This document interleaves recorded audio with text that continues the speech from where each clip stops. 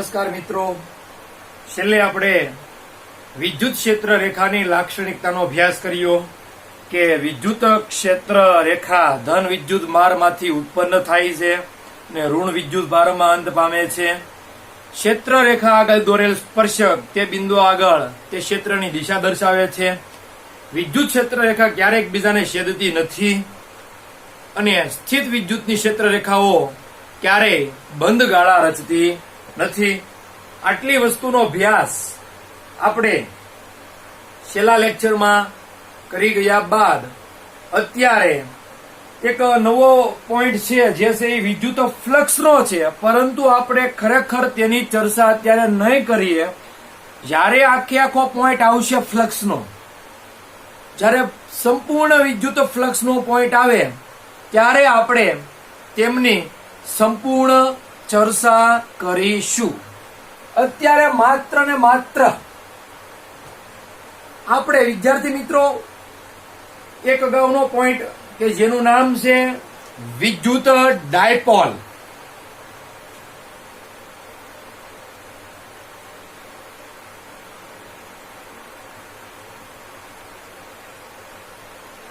વિદ્યુત ડાયપોલની ચર્ચા કરવા માટે જઈ રહ્યા છીએ. ખૂબ જ મહત્વનો પોઈન્ટ છે. તો વિદ્યાર્થી મિત્રો, વિદ્યુત ડાયપોલ કોને કહેવાય ત્યાંથી આપણે વિદ્યુત ડાયપોલની ચર્ચા કરીશું. તો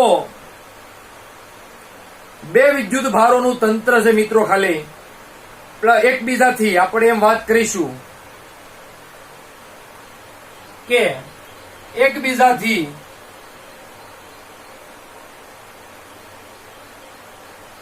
પરિમિત ન લેવું હોય. પરિમિત એટલે મિત્રો તમને ખબર છે કઈ ચોક્કસ. પરિમિત એટલે કે 2a અંતરે રહેલા વિદ્યુત ભારોના તંત્રને પણ કેવા તો બે વિદ્યુત ભારોના તંત્રને બે વિદ્યુત ભારો આપણે લઈશું મિત્રો, -q અને +q. બે ક્યાં વિદ્યુત ભાર તો યા ના તંત્રને વિદ્યુત ડાયપોલ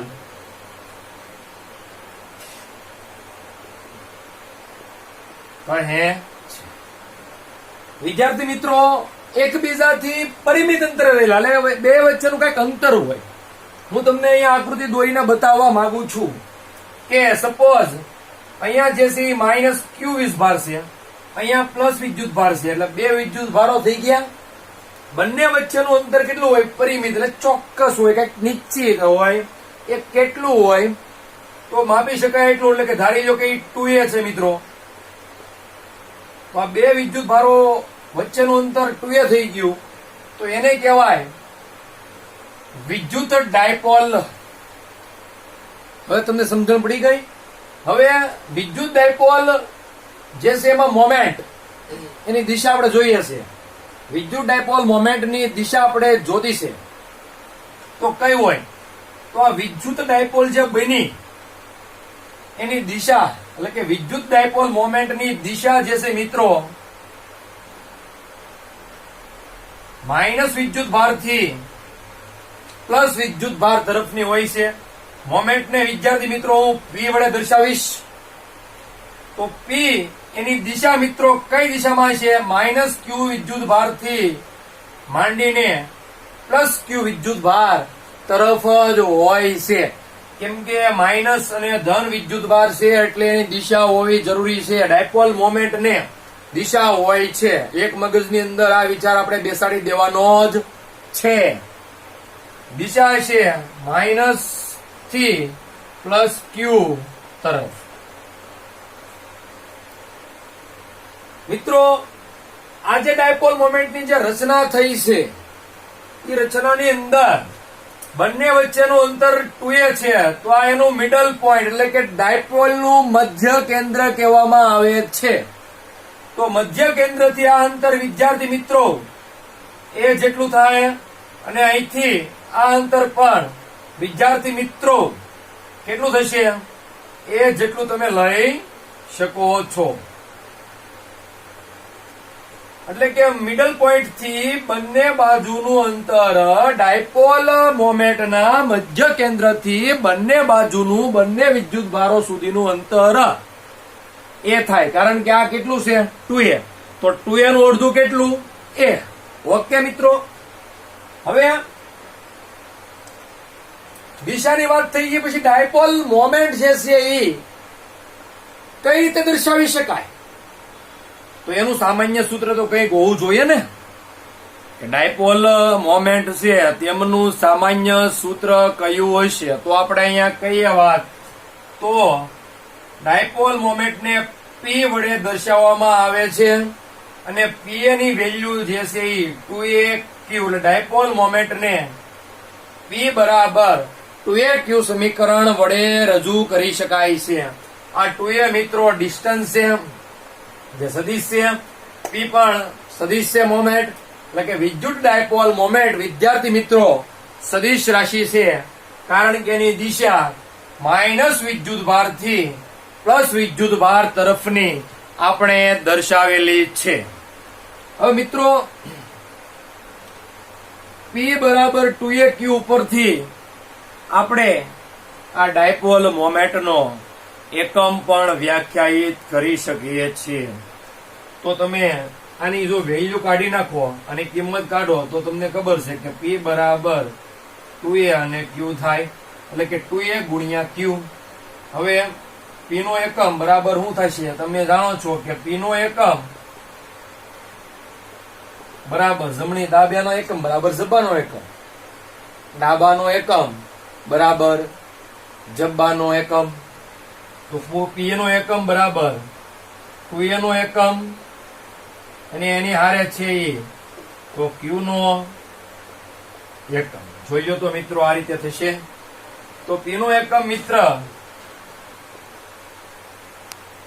બતાવો હોય તો 2a નો એકમ, 2a શું છે તો ડિસ્ટન્સ છે, એટલે એનો એકમ થશે મિત્રો મીટર, અને Q એકમ જે છે એ શું છે કુલમ છે, વીજભાર, તો એનો એકમ થશે કુલમ, અને આનો થશે મીટર, એટલે કુલમ મીટર એકમ જે છે એ ડાયપોલ મોમેન્ટ નો એકમ છે. તમે વિદ્યાર્થી મિત્રો આનું પાસું પણ બનાવી શકો છો. તો આનું પાસું જે છે કુલમનું તમને ખબર છે કે I બરાબર Q/T પરથી બની શકે. Q ને કરતા બનાવો એટલે એમ્પિયર સેકન્ડ આ એકમ થશે, એ Q નો થશે. અને મીટર નો એકમ તો મીટર સેલ્સ દે તો એમ્પિયર સેકન્ડ, મીટર ઉપરથી આનું પાછું M0, L1 મીટર એટલે લંબાઈ એટલે L, માસ કઈ કિલોગ્રામ છે નહીં, T છે સેકન્ડ છે એટલે 1 અને A1, તો આ મિત્ર થશે M0, L1, T1, A1 પારિમાણિક સૂત્ર એટલે કે શોર્ટ ફોર્મ પાછું શેનું? તો વિદ્યુત ડાયપોલ મોમેન્ટનું. હવે વિદ્યાર્થી મિત્રો આપણે આ વિદ્યુત ડાયપોલ મોમેન્ટ જોયા પછી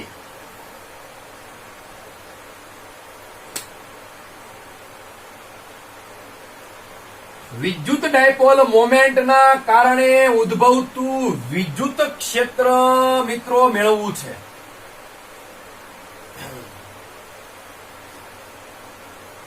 તો વિદ્યુત ડાયપોલના લીધે ક્ષેત્ર કઈ રીતે મેળવી શકાય? આ વિદ્યાર્થી મિત્રો વ્યાખ્યા બહુ ખૂબ જ જરૂરી છે. એકબીજાથી પરિમિત અંતરે રહેલા બે વિજાતી વિદ્યુત ભારોના તંત્રને ખાસ, બે વિદ્યુત ભારો તો ખરા મિત્રો, પણ કેવા? તો વિજાતીઓ એક બીજાથી પરિમિત અંતરે રહેલા બે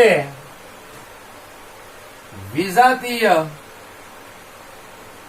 વિદ્યુત ભારોના તંત્રને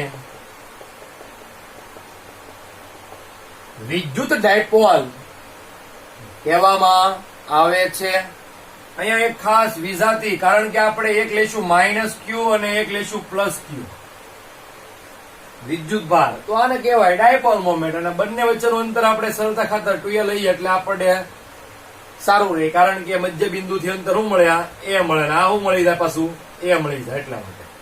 બાકી બીજવાની વચ્ચે કઈ તથ્ય છે નહીં. આ 2a લેવાનું, 2a લેવાથી આપણને ફાયદો છે. તો મિત્રો, તમે એકલ વિદ્યુત ભારનું ક્ષેત્ર મેળવ્યું, યાદ કરો તો બધા કે એકલ વિદ્યુત ભાર હોય તો એનું ક્ષેત્ર તમને કઈ રીતે મળે? તો એકલ વિદ્યુત ભાર એટલે કે પ્લસ ક્યુ સપોઝ વિદ્યુત ભાર છે, તો એનું ક્ષેત્ર ઈ બરાબર KQ divide by R square પરથી મળતું.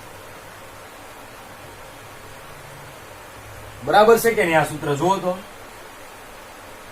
એટલે કે વિદ્યુત ક્ષેત્ર ઈ જે છે ઈ 1/r સ્ક્વેર મુજબ ઘટતું હતું. મિત્રો, આમાં કોઈને કઈ પ્રશ્ન હોય તો પૂછી જુઓ. ઈ પ્રપોર્શનલ ટુ 1/r સ્ક્વેર એટલે કે ઈ વ્યસ્ત પ્રમાણ r વર્ગ અનુસાર 1/r વર્ગ અનુસાર ઘટે છે એમ કણ કહી શકાય. હવે ઈ પ્રશ્ન હોય તો પૂછી જુઓ તમે ત્યારે, પરંતુ આમાં કોઈને પ્રશ્ન હશે નહીં, કારણ કે આ પોઈન્ટ આપણે ઘણા સમય પહેલા ચાલી ગયેલો છે કે એક વિદ્યુત ભારનું એટલે કે એકલ વિદ્યુત ભારનું વિદ્યુત ક્ષેત્ર KQ છેદમાં R સ્ક્વેર અનુસાર મળે છે. હવે વિદ્યુત ડાયપોલમાં એટલે કે આખા વિદ્યુત ડાયપોલના લીધે ક્ષેત્ર જે છે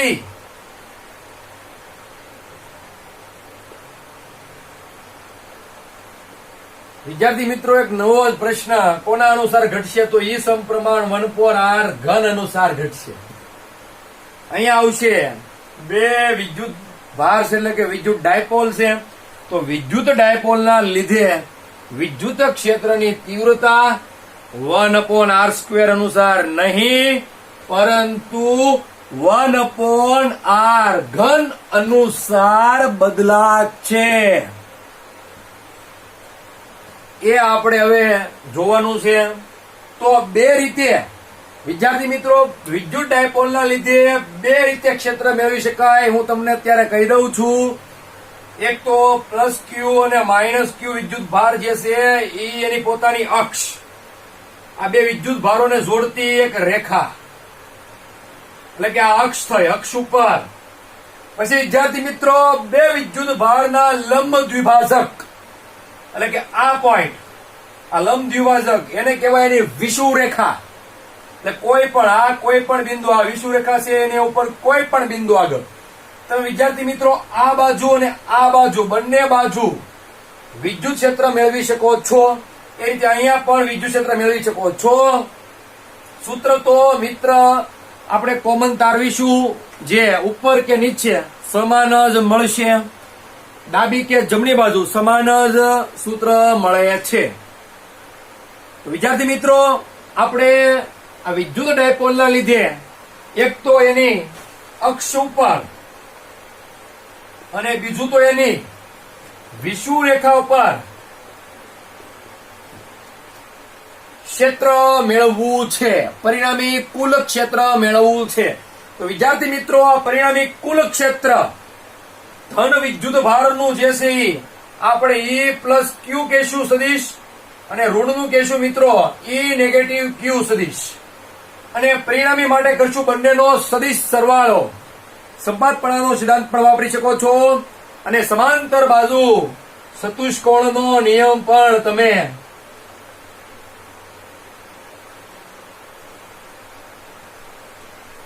વાપરી શકો છો.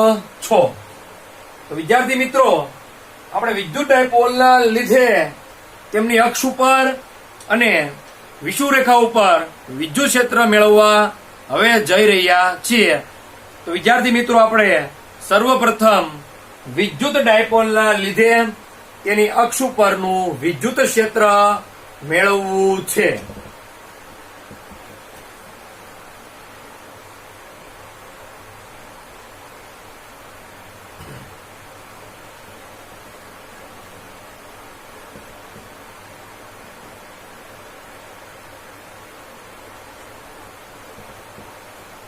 મિત્રો, આપણે ભણી ગયા તેમ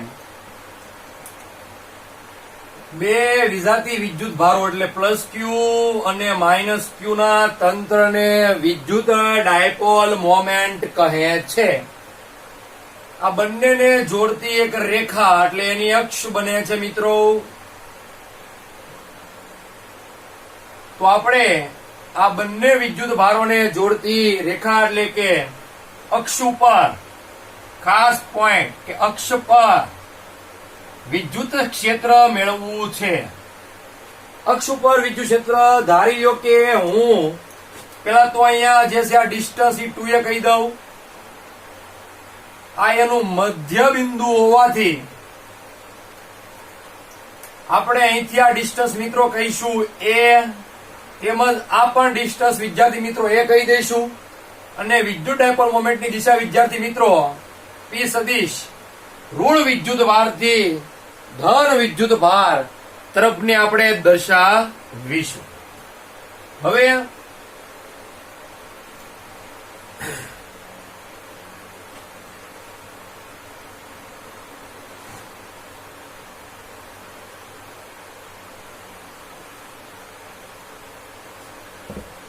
વિદ્યાર્થી મિત્રો આપણે માઇનસ ક્યુ ના લીધે ધારો કે અહીંયા પી બિંદુ આગળ છે ત્યાં ક્ષેત્ર મેળવવું છે. અને વિદ્યાર્થી મિત્રો આ પ્લસ ક્યુ ના લીધે પણ આ પી બિંદુ આગળ વિદ્યુત ક્ષેત્ર મેળવવું છે. આ બંને વિદ્યુત ભારના લીધે પી બિંદુ આગળ ક્ષેત્ર મેળવવું છે. તો પ્લસ ના લીધે ક્ષેત્રની દિશા મિત્રો અહીંથી બહાર તરફની આ દિશામાં આમ આમ આમ આમ આમ આમ આમ આમ મધ્ય તરફ હશે. અને ઋણ ના લીધે અહીંથી અંદર તરફ, અહીંથી અંદર તરફ, અહીંથી અંદર તરફ, અહીંથી અંદર તરફ, અહીંથી અંદર તરફ, અહીંથી પણ અંદર તરફ, અંદર તરફ, અંદર તરફ બધી દિશામાં હશે. તો આ બિંદુ આગળ કઈ દિશામાં હશે?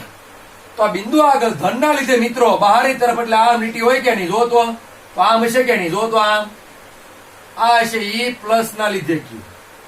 તેવી જ રીતે મિત્રો ઋણ ના લીધે આમ હશે ને આમ આમ અહીંથી આમ અહીંથી આમ. પણ આપણે જોઈએ છે ખાલી એક જ બિંદુ આગળનું એટલે ત્યાંની ક્ષેત્ર રેખા એક જ દોરવાની, અનંત પૈકીની એક જ ક્ષેત્ર રેખા દોરવાની હોય છે. તો અહીંયા છે મિત્રો આ તરફ એટલે કે E નેગેટિવ ક્યુ એનું વિદ્યુત ક્ષેત્ર જોઈ લો. પછી અહીંયા ક્ષેત્ર રેખા જે હોય એની આરે આપણે કઈ ચર્ચા કરવાની નથી, ગઈ ઘેરે. આપણે ખાલી ચર્ચા જે કરવાની છે એ આ બિંદુ આગળ ક્ષેત્ર રેખા તમે દોરો. તમને સમજાવી દો કે માઇનસ ક્યુ વિદ્યુત ભાર છે, અહીંયા પી બિંદુ છે. ચાલો તો આની ક્ષેત્ર રેખા કેમ હશે? તો અહીંથી આમ હશે, અહીંથી આમ હશે, અહીંથી આમ હશે, અહીંથી આમ હશે, અહીંથી આમ હશે, અહીંથી આમ હશે, અહીંથી આમ હશે, આવી અનંત હશે. પણ આપણે જોઈએ છે પી બિંદુ આગળ. તો પી બિંદુ આગળની કેમ છે? ખાલી આ એક જ દિશા છે. જો તો આપણે આ એક જ રેખા લેવાની ભાઈ, બધી જ રેખા લેવાની આપણે જરૂર નથી અને આપણે લઈશું પણ નહીં. એટલે માત્ર ને માત્ર મિત્રો આપણા એક જ રેખાની જરૂર છે. પી બિંદુ આગળ એક જ છે. તેવી રીતે ધનના લીધે પણ એક જ મળશે. આ રીતે તમે વિચારી શકો છો. આપણે આવું બધું આગળ ભણી ગયા છીએ. હવે મિત્રો આપણે પી બિંદુ એક ક્ષેત્ર મેળવવું છે પરિણામી કુલ. તો પેલા તો ધારો કે માઇનસ ક્યુ ના લીધે પી આગળ ક્ષેત્ર જોતું છે. હવે મિત્રો પ્રશ્ન એ છે કે મધ્ય બિંદુથી અથવા તો અહીંથી આ બિંદુનું અંતર કેટલું, અથવા તો આ જે ધન વિદ્યુત ભાર છે ત્યાંથી પી પોઈન્ટ નું ડિસ્ટન્સ જે છે એ કેટલું છે તે આપણને જો ખબર પડી જાય તો આપણે પી બિંદુ આગળનું વિદ્યુત ક્ષેત્ર પણ સહેલાઈથી મેળવી શકીએ છીએ. વિદ્યાર્થી મિત્રો આપણે મધ્ય બિંદુથી આ પી બિંદુ આગળનું અંતર હું ધારી લો કે R છે. ટેક્સ્ટ બુકમાં R જ ધારેલું છે, અહીંયા આપણે પણ R જ ધારી લઈએ. તો વિદ્યાર્થી મિત્રો ક્યુ થી પી બિંદુ સુધીનું અંતર કેટલું? કારણ કે વિદ્યુત ક્ષેત્રનું સૂત્ર તમે બધા જાણો છો, E બરાબર K Q ઉપર R સ્ક્વેર છે. એટલે કે વિદ્યુત ક્ષેત્ર આપણે કહીશું માઇનસ ક્યુ નું. રેડીને સદિશ સ્વરૂપે દર્શાવીએ. માઇનસ ક્યુ લીધે અહીંયા I. તો તો કે માઇનસ ક્યુ છેદમાં આર કેટલો છે મિત્રો? ડિસ્ટન્સ એમ આર સ્ક્વેર અહીંયા હતું પણ અહીંયા તો શું છે, અહીંથી કુલ અંતર તો આર અને આ એ એટલે કેટલું થશે મિત્રો? કુલ આર પ્લસ એ અને એનો આખાનો શું છે? હોલ સ્ક્વેર એટલે આખાનો વર્ગ. તો નેગેટિવ ના લીધે રહ્યું, એવી જ રીતે પોઝિટિવ ક્યુ ના લીધે પી આગળનું ક્ષેત્ર શું થશે મિત્રો? તો ઈ પ્લસ થાય કે નહીં? એલ્ફોટોપિક એટલે કે સફિક્સમાં આપણે ક્યુ કહીશું. તો અહીંથી મિત્રો પી નું અંતર કેટલું? અહીંથી પી નું અંતર કેટલું? જો આર એ નથી તો આમ જોઈએ ને તો આર છે, આ એ છે, તો આમાંથી આ બાદ કરો તો એટલું મળે. જો તો વિચારો, આમાંથી એટલું બાદ કરી નાખો તો એટલું મળી જાય. આખામાંથી એટલું કટિંગ કરી નાખો તો એટલું મળે કે નહીં? એટલે કેટલું મળે? તો આખામાં આર માઇનસ એ કરવું પડે કે નહીં? કરી નાખવાનું. તો કેટલું મળશે? તો કે plus Q divide by R minus A અને એનો હોલ સ્ક્વેર. કેમ કે અંતર એટલું. દિશા કઈ? તો મિત્રો પી હેટ ની દિશામાં બતાવવું પડશે ને, સદિશ સ્વરૂપે છે. તો દિશા કઈ છે? આ દિશામાં. તો એ પી હેટ ની દિશા તમારે બતાવી દેવાની છે.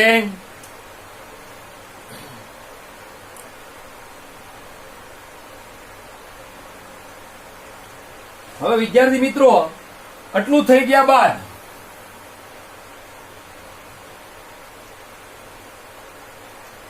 આપણે શું કરીશું? તો આ બિંદુ આગળ જુઓ તમે, અહીંયા ધ્યાન આપો બધા જ.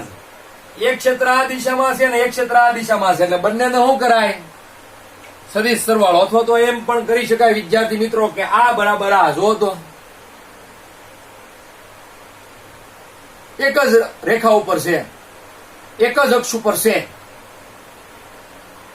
આપણે જે ઓલું ચર્ચા કરતા હતા ઈ વાય વત્તા ઈ વાય 1 વત્તા ઈ વાય 2 બરાબર 0, અથવા તો બંને સદિશોનો સરવાળો થાય કે નહીં, એક પ્લસમાં એક માઇનસમાં. સરવાળો કરો તો શું થઈ જાય? એક પ્લસ માં એટલે આ બે આ બરાબર આ કઈ એકાય. હવે આપણે જોઈએ અહીંયા તો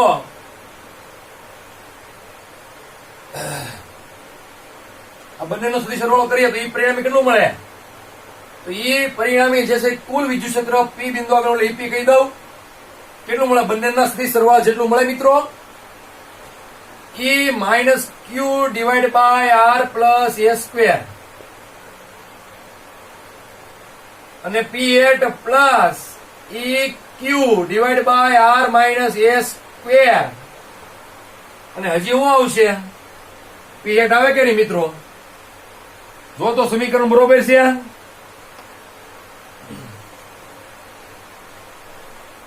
તો વિદ્યાર્થી મિત્રો બંનેના સદિશ સરવાળા જેટલું આપણે અત્યારે લીધું છે.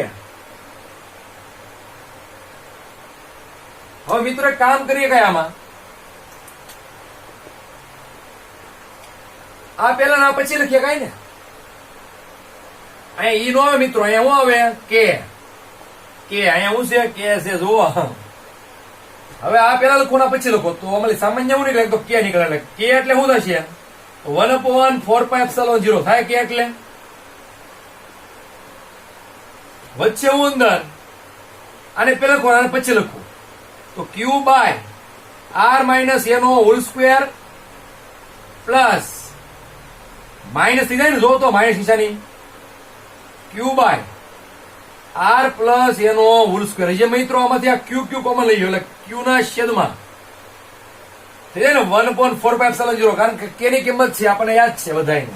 તમને કીધું નું કીધેલું છે આપણે ઘણા સમય પેલાનું કીધેલું હતું કે કે ની કિંમત જે છે એ 1/4πε0 હોવાથી અહીંયા વચ્ચે q/4πε0 આને આમ થવા જોઈએ, આમ થવા જોઈએ એટલે આર પ્લસ એનો whole square minus R minus એનો હોલ સ્ક્વેર ડિવાઈડ બાય આખાનો સ્ક્વેર. અહીંયા સ્ક્વેર છે, અહીંયા સ્ક્વેર છે. આર માઇનસ એ એટલે આર સ્ક્વેર એ સ્ક્વેર થઈ જાય માઇનસ. જો તો અને જે શું છે આખાનો વર્ગ છે. આનો સમજાવો તો પૂછો. અને હું આવશે અહીંયા પી હેટ. આને હવે છોડી નાખો કાઉન્સ. તો કાઉન્સ છોડો તો શું આવશે જવાબ? તો પછી છોડીએ આપણે કાઉન્સ. પેલા આ બધું ભૂસી નાખીએ, પેલા બધું ભૂસી કાઢીએ અને પછી આપણે કાઉન્સ છોડી નાખીએ એટલે તમને એક્ઝેક્ટલી પી બિંદુ આગળનું અક્ષ ઉપરનું વિદ્યુત ક્ષેત્રનું સૂત્ર કંઈક મળી જશે.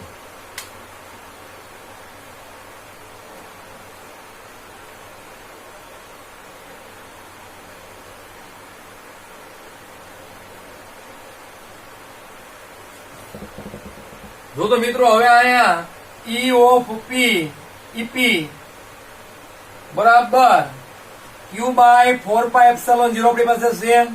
આને છોડી નાખો કાઉન્સ એટલે r² વત્તા 2ar વત્તા a² થાય કે નહીં? અને માઇનસ નિશાની છે જ તે પેલા પદનો સ્ક્વેર એટલે r² માઇનસ માઇનસ પ્લસ આ માઇનસ નિશાની બહારની અને માઇનસ 2ar એટલે પ્લસ 2ar અને માઇનસ a નો વર્ગ એટલે શું થાય? Plus a². પણ હજી નિશાની બહારની કેવી થશે? માઇનસ પ્લસ થાય a² પણ માઇનસ નિશાની અંદર આપી દો છેદમાં r² માઇનસ a² એનો ત્યાં આખાનો સ્ક્વેર અને પી હેડ તો આપણી પાસે છે જ તે. તો વિદ્યાર્થી મિત્રો આ પ્રકારનું કઈક સમીકરણ તમને નવું મળે છે. એમાં જો r² એક પ્લસ એક માઇનસ એવી રીતે a² ઉયા થશે. તો વચ્ચે મિત્રો ખાલી q બાય 4πε0 2r 2ar વત્તા 2ar 4ar divide by r² minus a² નો હોલ સ્ક્વેર અને હું વચ્ચે જીવાય પી હેટ. હવે વિદ્યાર્થી મિત્રો તમે જે આકૃતિ જોઈ હતી કે માઇનસ ક્યુ અને પ્લસ ક્યુ ના લીધે પી બિંદુ હતું, અહીંથી અંતર જે છે વિદ્યાર્થી મિત્રો r હતું, આ જે છે 2a હતું, આ મિત્રો a હતું. પરંતુ એક કામ કરીએ કે આ અંતર એટલે કે પી બિંદુ જે છે અનંત અંતર ખૂબ જ લાંબા અંતરે હોય તો આર અંતર જે છે આમ હોય તો મિત્રો આમ હોય એ કરતા ખૂબ જ મોટું. તો શું કરીએ? કાંઈ જો હવે આવું થાય r is double greater than a એટલે કે એ તો નાનું જ છે કે નહીં? બે આ વચ્ચેનું અંતર નહીં બદલાય. જો આ ખૂબ જ અનંત અંતર જેવું થઈ જાય એટલે ખૂબ જ લાંબુ થઈ જાય તો શું કરવું? તો એને શું કરીએ? કાંઈ અવગણી નાખવાનું મિત્રો. કેમાં અવગણાય? સરવાળા બાદબાકીમાં જ તે. અહીંયા ઉપર ગુણાકારમાં નહીં અવગણાય, અવગણાશે છેદમાં જ તે. તો જવાબ આવશે q by 4πε0 4ar divide by r વર્ગ એનો વર્ગ આને કાઢી નાખવાનું એટલે r ની ચતુર્ઘાંશ અને ચતુર્થ ઘાત અને પી હેટ તો q બાય 4πε0 ગુણી નાખો એટલે 4ar. હવે r એક એક ઉડી જાય અંશમાં છેદમાં તો અહીંયા કેટલા વચ્ચે ખાલી r ઘન વધે ને જો તો આને એમ કહેવાય ને r ઘન ગુણ્યા એટલે કે r⁴ થઈ ગયું. એક r વ્યા જાય તો આને એમ કહેવાય 4aq P hat divide by 4πε0 r ઘન. વિદ્યાર્થી મિત્રો આપણે આને સદી સ્વરૂપે 2aq એટલે કેમ એમ પણ કહી શકીએ. તો કેવું હોય તો અહીંયા વચ્ચે 2 બાય 4πε0 r ઘન ને પી હેટ જો તો ને 2p ડાયપોલ મોમેન્ટ. જો આ 4a સદિશ હોય તો અહીંયા p સદિશ થાય તો ઈ પણ સદિશ મળશે પી બિંદુ આગળનો. જો આ 4a સદિશ હોય તો આ p સદિશ સ્વરૂપે દર્શાવવું હોય તો વિદ્યાર્થી મિત્રો આપણે સ્પેસ સ્વરૂપે દર્શાવીએ તો અહીંયા હવે 2p બાય p તો મોમેન્ટ અચળ 4πε0 અચળ 2 અચળ. તો મિત્રો ઈ પોઈન્ટ પી આગળનું વિદ્યુત ક્ષેત્ર માત્ર ને માત્ર r ઘન અનુસાર બદલાશે નહીં કે 1/r² અનુસાર. આ સૂત્ર તમારે આપેલું નથી. અહીંયા સૂત્ર છે નવું બને 4πε0 એટલે કે થઈ જાય 2kp બાય r ઘન એવું પણ બની શકે જો બનાવવું હોય તો. પરંતુ વિદ્યાર્થી મિત્રો આપણે અહીંયા આમ નમજ રાખીએ 4aq આ બે ઉડી જાય તો અહીંયા મળે aq divide by pi epsilon 0 r ઘન અને p hat e of p સદિશ. તો ep સદિશ 1/r ઘન અનુસાર વિદ્યાર્થી મિત્રો બદલાય છે. તો અક્ષ ઉપરનું વિદ્યુત ક્ષેત્ર વિદ્યાર્થી મિત્રો 1/r ઘન અનુસાર બદલાય છે વિદ્યુત ડાયપોલના લીધે, નહીં કે માત્ર ને માત્ર બિંદુવત વિદ્યુત ભારના લીધે. ખાસ આ વસ્તુ તમારે મગજમાં રાખવાની છે. વિદ્યુત ડાયપોલ વિદ્યાર્થી મિત્રો હવે વિષુવરેખા ઉપરનું વિદ્યુત ક્ષેત્ર આપણે આવતા લેક્ચરમાં જોઈશું.